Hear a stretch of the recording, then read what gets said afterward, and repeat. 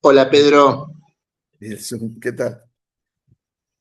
Vamos a ver, a continuar con la carta a los Colosenses, capítulo 2, a partir del versículo 9.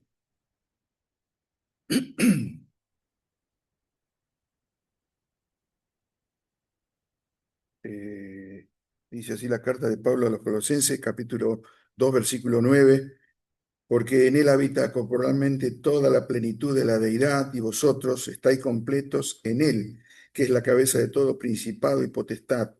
En él también fuisteis circuncidados con circuncisión no hecha a mano, al echar de vosotros el cuerpo pecaminoso carnal, en la circuncisión de Cristo, sepultados con él en el bautismo, en el cual fuisteis también resucitados con él, mediante la fe en el poder de Dios que le levantó de los muertos. Hasta aquí la lectura, porque no vamos a llegar a ver otros versículos. Vamos a orar por la palabra. Amado Padre, te damos gracias porque nos dejaste tu palabra, tu revelación, para que te conozcamos, pero también para que conozcamos también nuestras vidas, nuestro interior, Señor. Te damos gracias. Te pedimos que tú nos hables por tu palabra. Lo hacemos en el nombre de Jesús. Amén. Bueno, retomamos el estudio de la carta a los Colosenses. Habíamos tratado anteriormente las virtudes de Jesús, ¿no? El andar en Jesús, dice Pablo, para muchos peligros que había en ese tiempo, ¿no? El peligro de las falsas enseñanzas, de los falsos maestros, que no desaparecieron, ¿no? Parece que fueran en aquella época, pero lo son también en nuestra época. Vienen de otra forma, pero vienen los mensajes distorsionando lo que es la palabra de Dios, lo que es la enseñanza de lo que nos ha dejado Dios en su revelación, en la palabra, ¿no? Y el mandato de andar de Pablo que nos decía en los versículos anteriores es para no caer en esas falsas enseñanzas que había y que llegaban a los creyentes, allí a los colosenses, ¿no? Que venían de maestros que por la filosofía, por los rudimentos del mundo, dice, por las tradiciones, por todo, querían un poco distorsionar ese mensaje, en algunos casos no apartarlo, no decir que era falso, pero sí es como agregarle algo, adicionarle algo a esa enseñanza.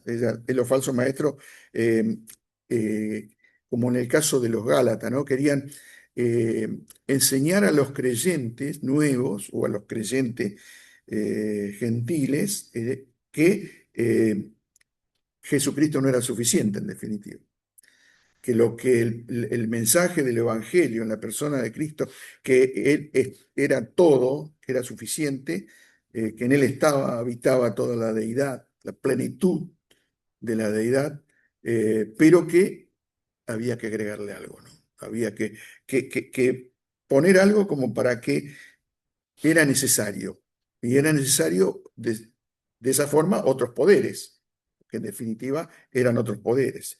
Si bien no tenemos detalles puntuales de aquellos engaños que dice Pablo, eh, eran sí contrarios a la doctrina de Dios, porque había que andar en Cristo y rechazar aquello o ver, discernir dónde estaba el tema de la equivocación, del error de esas falsas enseñanzas. Querían enseñar, lógicamente, a través de la creyente de estas filosofías humanas que pululaban tanto en aquella época, ¿no? Y de tradiciones también.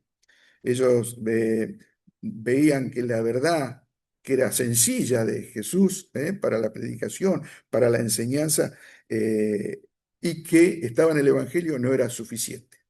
No era suficiente, había que completarla con un sistema filosófico elaborado por el pensamiento y por la sabiduría del hombre, eh, pero que en algunos casos, que también ahora existe, ¿no?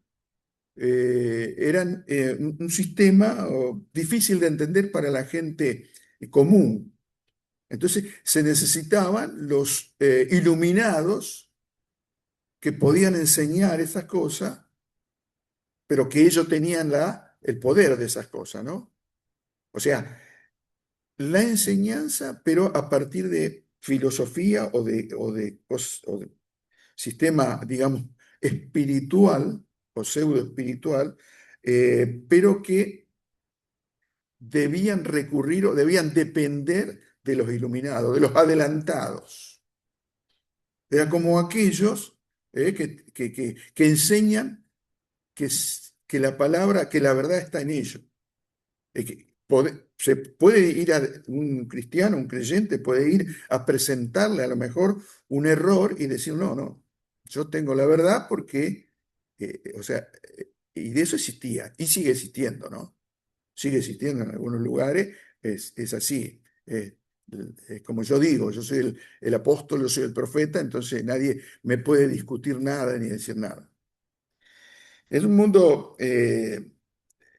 verdadero, digamos, donde puede haber filósofos que buscan la verdad y ser, no deformar la cosa, pero la filosofía siempre va a depender la va a buscar esa verdad en la sabiduría humana, en la mente humana, en la sabiduría que tiene el hombre. Sabemos que la verdad de la vida no se encuentra en la sabiduría humana, sino en la sabiduría de Dios.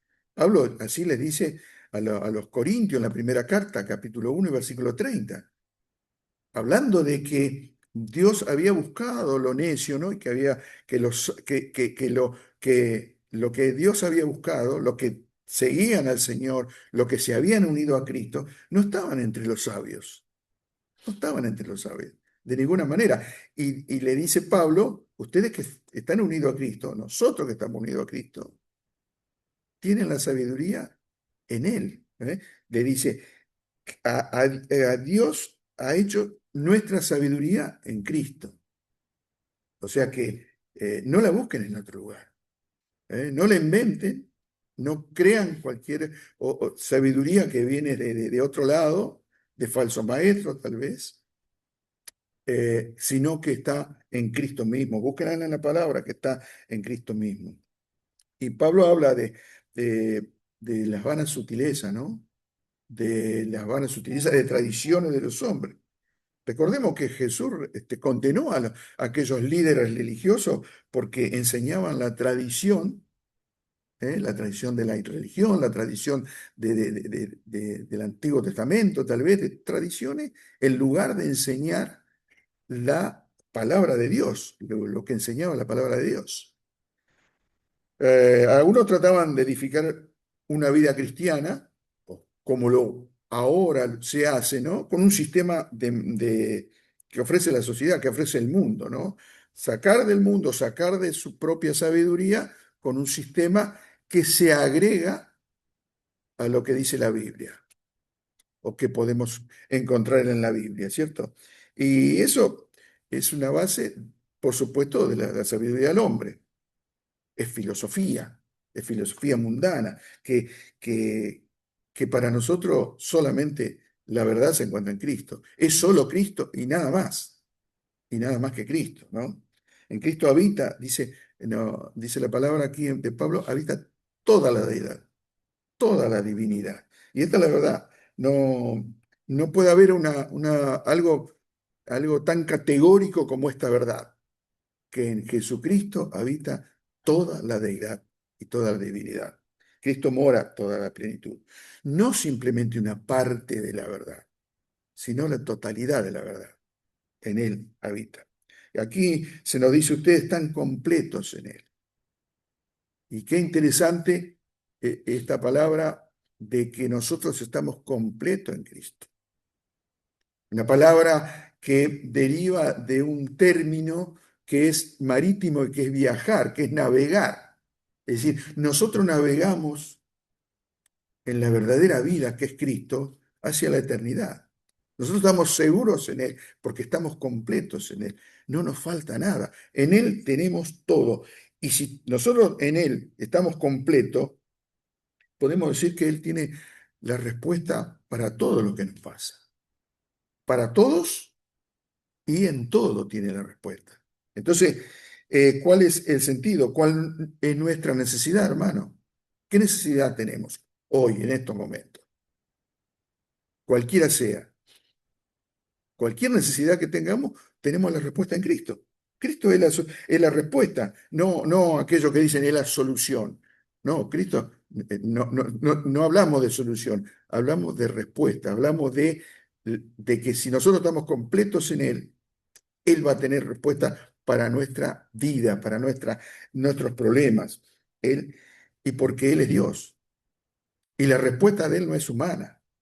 Podemos ir a cualquiera buscando una respuesta a nuestros problemas, a cualquier ser humano que puede ayudarnos. Pero el Señor Jesucristo es Dios y Él tiene la respuesta que no vamos a encontrar en otro, sino solamente en Cristo. Querían entonces imponerles, aquí la palabra dice, de que querían imponerle la circuncisión. O sea, había, había religiosos, había autoridades religiosas que lógicamente de gentiles que creían y se habían, por supuesto, se congregaban con judíos también, cristianos, y entonces querían imponerle la circuncisión. La circuncisión porque no era suficiente la fe en Jesucristo. Esto que venía, esa circuncisión del antiguo pacto. No venía de la enseñanza de Pablo, venía del antiguo pacto. Esta era una señal en la carne, había tomado en los israelitas una actitud del corazón.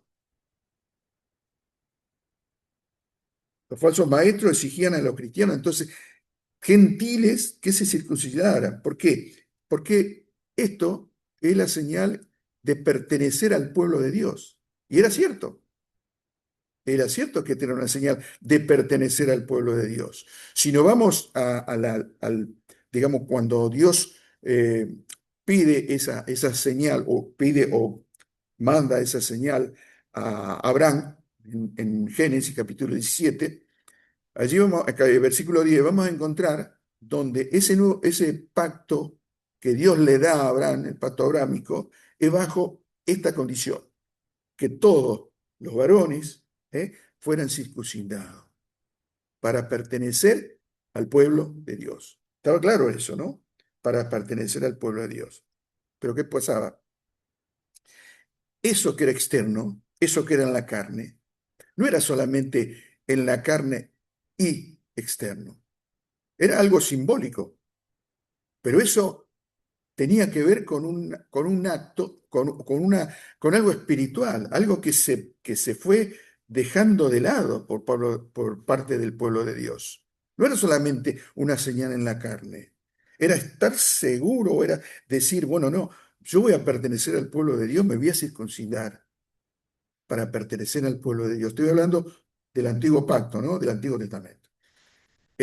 Porque quiero ser del pueblo de Dios y quiero obedecer ese mandato, quiero hacerlo. Cuando nos bautizamos en agua, ya somos cristianos, ya somos creyentes. ¿Por qué nos bautizamos?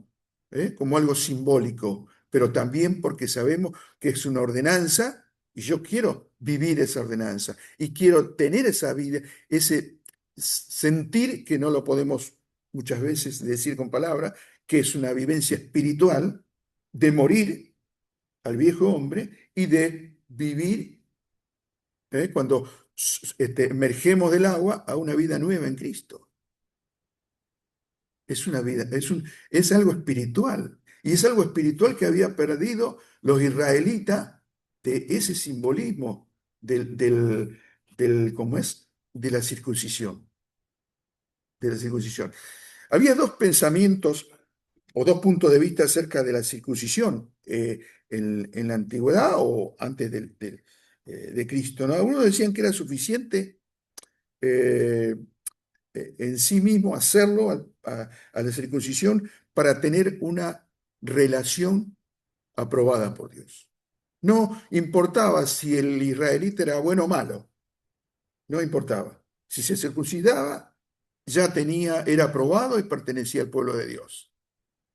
O sea, desvirtuado. ¿cómo no va a importar? ¿Cómo no va a ser valeroso? Yo me voy a meter al agua para hacerlo porque lo hacen los demás o porque lo dice la palabra? No, yo tengo que tener el deseo de cumplir con Dios, el deseo de satisfacer el deseo de Dios y la ordenanza de Dios de que tengo que bautizarme. De eso se trata. Pero estaba la otra parte, que la circuncisión, decían algunos ya hombres profetas y hombres de Dios, que la circuncisión no era más en ese momento que una señal externa. Se había convertido en una señal externa. No tenía otro valor. ¿Por qué? Porque el pueblo de Dios había desobedecido. Y al desobedecer era la condición, ya no tenía valor esa condición. Entonces, el apóstol, en la circuncisión era una señal que estaba de la persona que estaba realmente consagrada a Dios, que se había cortado de su vida porque era contrario a lo que hacía la voluntad de Dios, estaba haciendo lo contrario.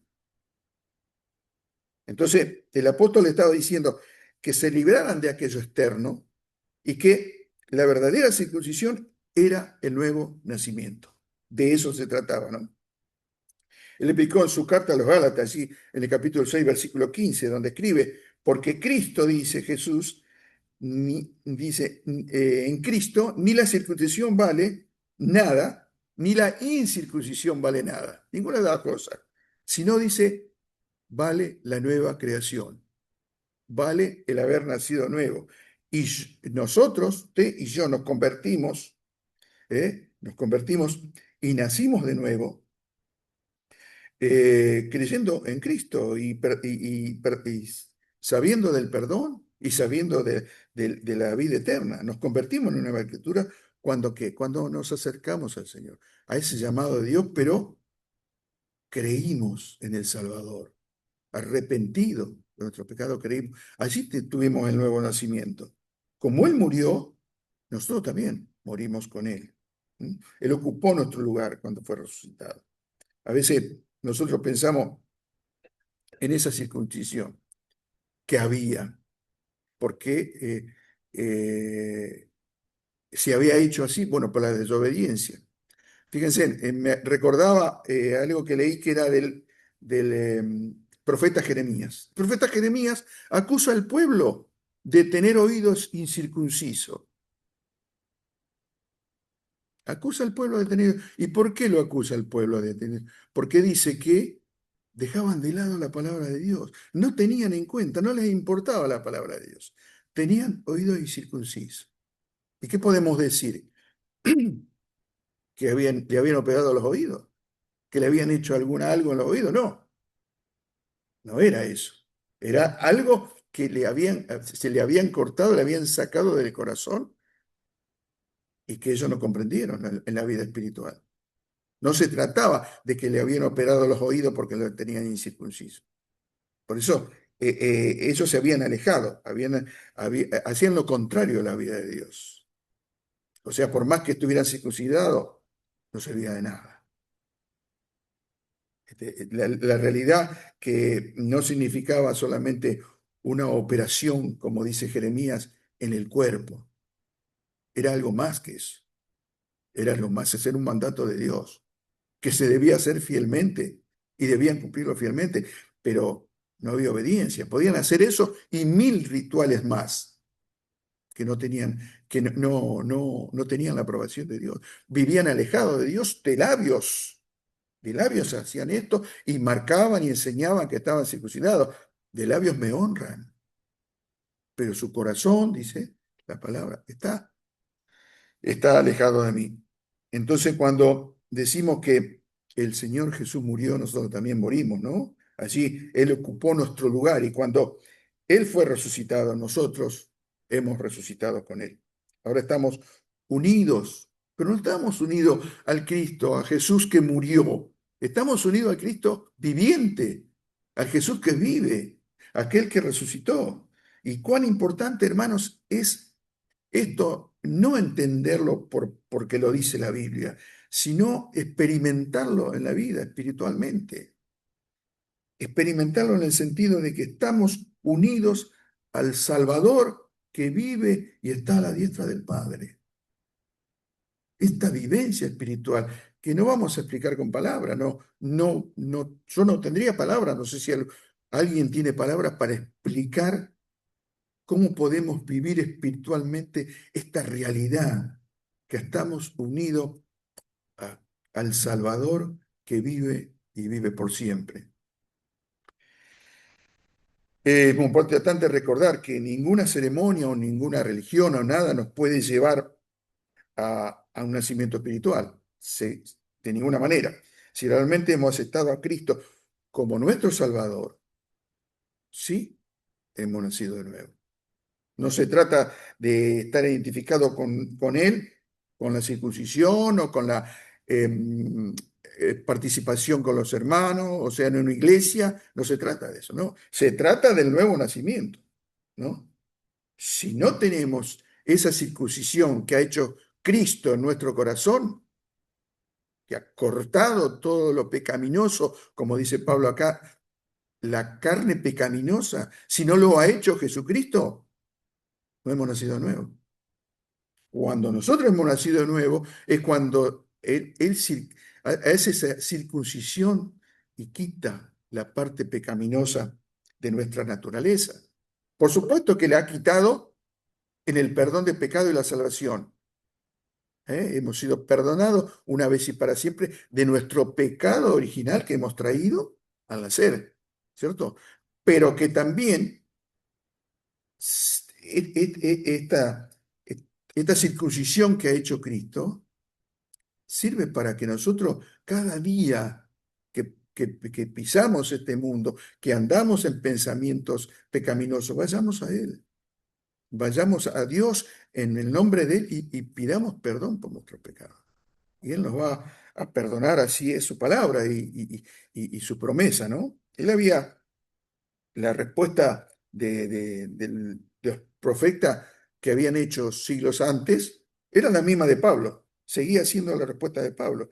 Demandan circuncisión aquellos maestros, pero eh, debemos recordar, dice Pablo, que la circuncisión no es quitar parte de una piel de un hombre, sino cercenar la vida pecaminosa como hizo Cristo, que nos separa de la comunión con Dios. Proseguía, cualquier sacerdote podía hacer la circuncisión. Ahora mismo, en Israel, cualquier sacerdote hace la circuncisión de la carne, pero solo Cristo lleva a hacer la circuncisión del corazón, de la parte de la vida que nos impide ser hijos verdaderos de Dios e hijos obedientes a su palabra. Es solo Cristo quien lo hace. También la circuncisión verdadera que hace el Señor eh, va a tener lugar siempre en la persona que muere y resucita con Cristo, ¿no? Allí está la verdadera, el verdadero nacimiento, como dice el apóstol Pablo, en ese bautismo, podemos decir, que es espiritual, ¿sí?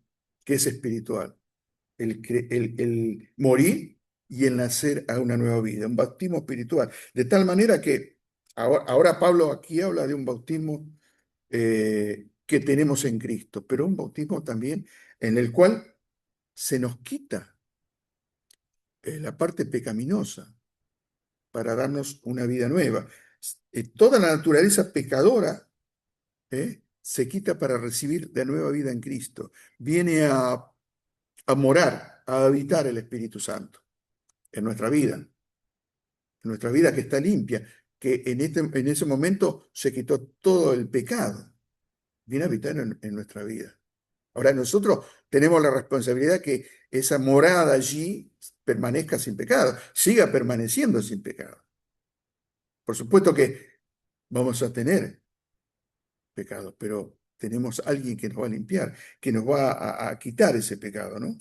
Fuimos sepultados entonces en el bautismo, cuando también fuimos resucitados y hemos sido unidos al Señor Jesucristo por la eternidad.